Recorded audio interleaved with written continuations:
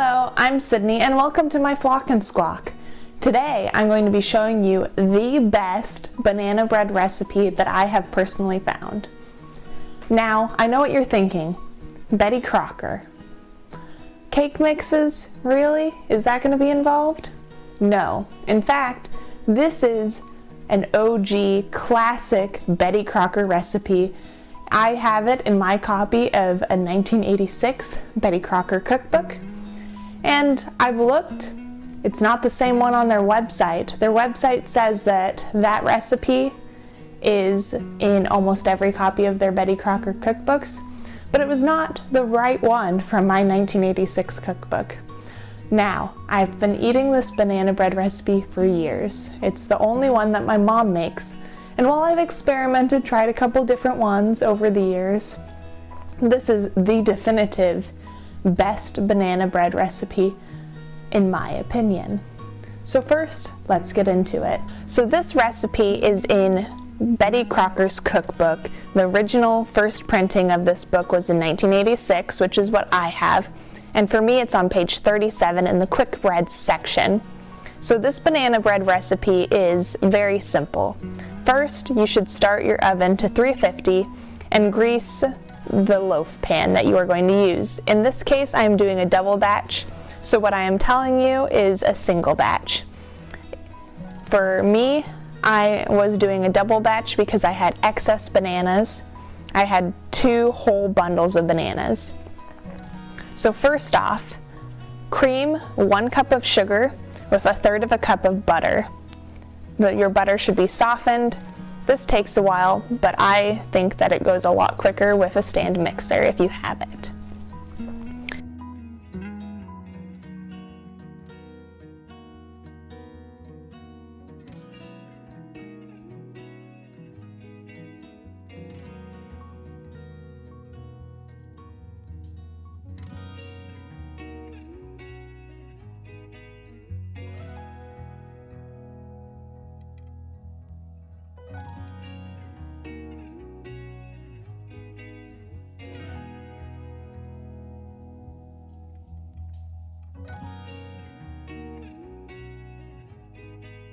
Then I like to add the vanilla. It doesn't call for vanilla in the recipe, but just a splash of vanilla is fantastic.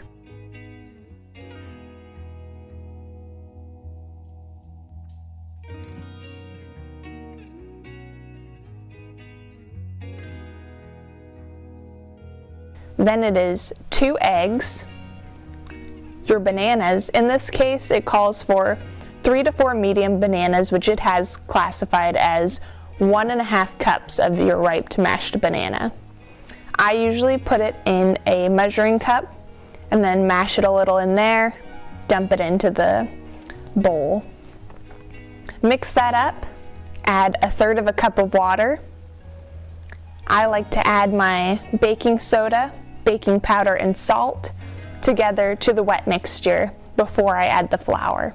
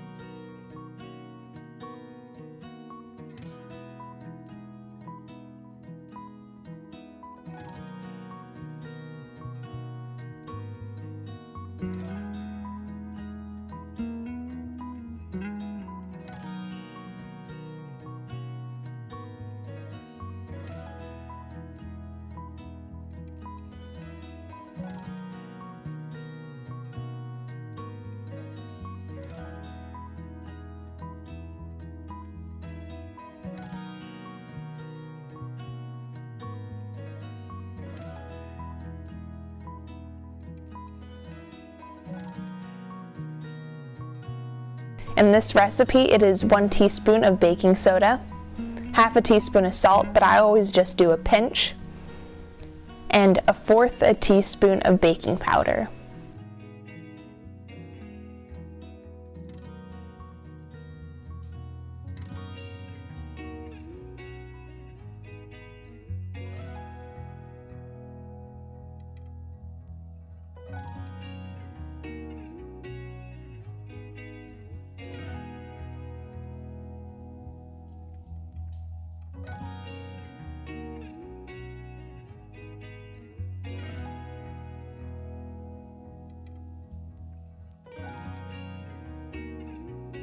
The amount of flour that you need is 1 2/3 cups.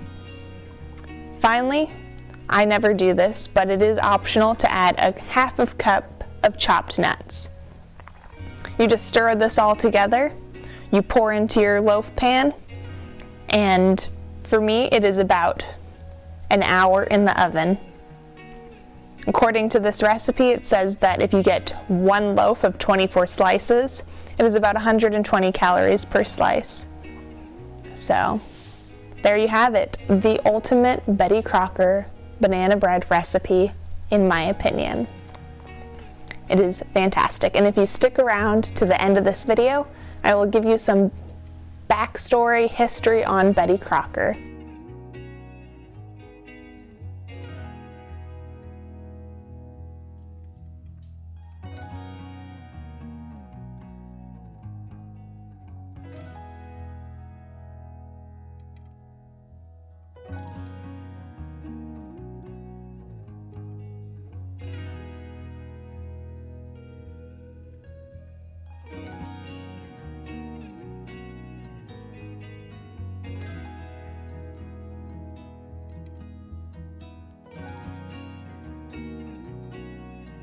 So there you have it. There is the recipe for this wonderful banana bread. But a little bit on the backstory of Betty Crocker. So Betty Crocker was never a real person, and currently Betty Crocker is a brand underneath General Mills. General Mills, back in the day, purchased a lot of different companies. Today they're known mostly for baking supplies, but back then, not only did they have mills for baking and flour, they also bought a printing company for books. They had a radio station, and they sort of dabbled in a lot of different diversification. But back in, I believe it was the 1890s, they bought the publisher, and eventually in 1921 they started Betty Crocker. People would write in to Betty Crocker and ask tips on baking and recipes. Eventually she transitioned, or was at some point on the radio, where she would give tips, tricks, and recipes over that format. Slowly she's progressed, and nowadays I believe she's mostly just known for cookbooks and for baking supplies and cake mixes. And overall, I think Betty Crocker is quite ingenious. It's like content marketing of like having a blog, but back then it was over the radio. And also she's kind of like portrayed as sort of an influencer. Today companies have like Twitter, but back then they had a figurehead of Betty Crocker, this sort of ideal housewife who was sharing her tips, sort of like a motherly figure. So with that being said, I hope you really enjoy this recipe as much as I do. I think it is fantastic on its own, with butter, cold, hot. I'll eat it any day of the week. So if you would like to check out my write-up blog post on this, my website is flockandsquawk.com, and I'm over on Instagram at flock_squawk. So please feel free to check it out. Let me know if you try it, and have a good day.